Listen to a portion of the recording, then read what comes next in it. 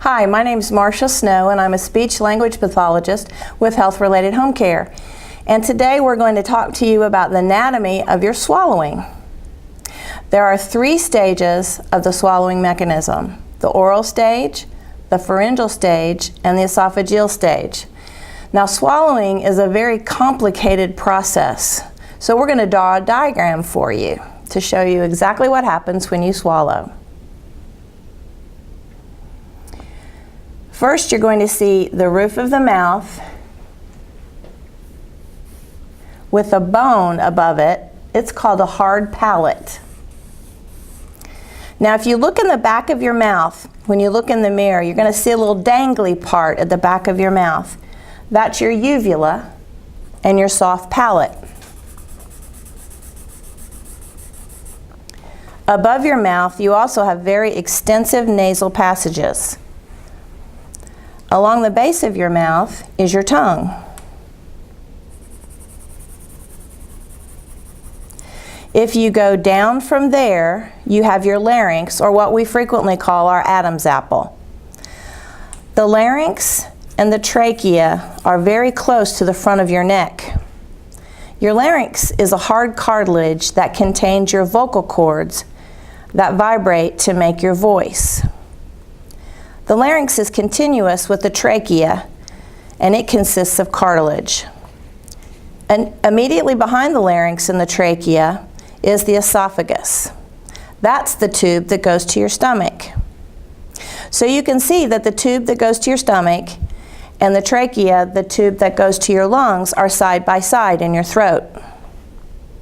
Now, in real life, the esophagus is closed and only opens when food and liquid go through it. It's like a muscular chute. But for the purposes of this diagram, we've made it look open so you can see better. The top of the larynx is the top of the airway. If you look down into the top of the larynx, you'll see a hole opening into the trachea. That's called your glottis. Over this opening is your epiglottis. Many people refer to that as their flapper. Most of the time when you're breathing, your epiglottis stays open and up. So the hole is open because that's the only way you're going to get air in and out of your lungs. Okay, so let's review. We have soft, flexible parts, which are your tongue, your soft palate.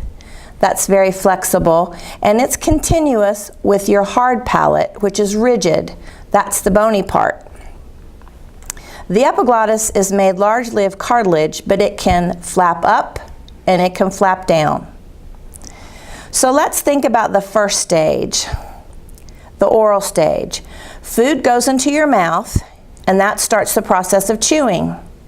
The sides of your mouth and your tongue are involved in controlling the food in order to chew. Saliva also mixes with the food so it can be moistened and more easily swallowed. They all work together to form a bolus, or a ball of food. The tongue presses the bolus of food against your hard palate to move it back in your mouth. So we see this area in the back. It's called the pharynx.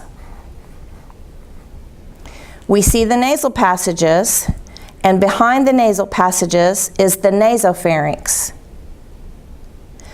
Behind the mouth is the oropharynx. And at the level of the larynx is the laryngopharynx. So your tongue forms the bolus of food, and then your tongue rises and moves the food back and goes through to the oropharynx at the back of your throat. Now, the process of moving food from your mouth into the oropharynx is a very voluntary process. You're controlling that. But after it gets to the oropharynx, that process becomes an autonomic process, which is controlled by your autonomic nervous system. In other words, it's an involuntary process. Your body takes over at that point. The next thing that happens is that the food needs to go from the oropharynx into the top of the esophagus. This is the beginning of the pharyngeal phase of the swallow. Now, we don't want the food to go back into the mouth or up into your nasal cavities. And we certainly don't want the food to go down into the airway because that would cause choking, an inability to breathe, and aspiration into your lungs. Now the autonomic system takes completely over. The pharyngeal phase is an autonomic phase, and several things happen in this phase. First of all, you're going to have to stop breathing because you don't want to suck food into your trachea. Just to be safe, the vocal cords are going to close off as well. So when you swallow, you won't be breathing or talking. And by the way, the most common cause of choking is talking and swallowing at the same time. To stop food from going back up into the nasal passages, the soft palate must move from this position to this position. This will stop the food from going back up. Also at this stage, at the same time, the tongue goes up and back to eliminate any possibility of any food from the oropharynx coming back into the mouth. So now, nasal cavity and the oral cavity are both blocked off. At the same time, your larynx moves up, and at the same time, the epiglottis moves down to protect the airway. It covers up the top of the airway.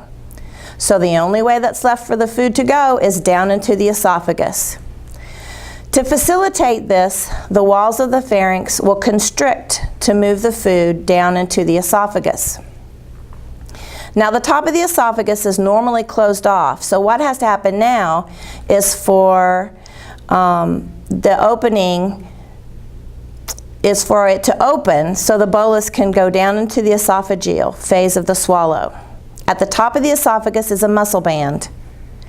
As the bolus of food approaches the pharynx, the top of the esophagus has to dilate and relax to open.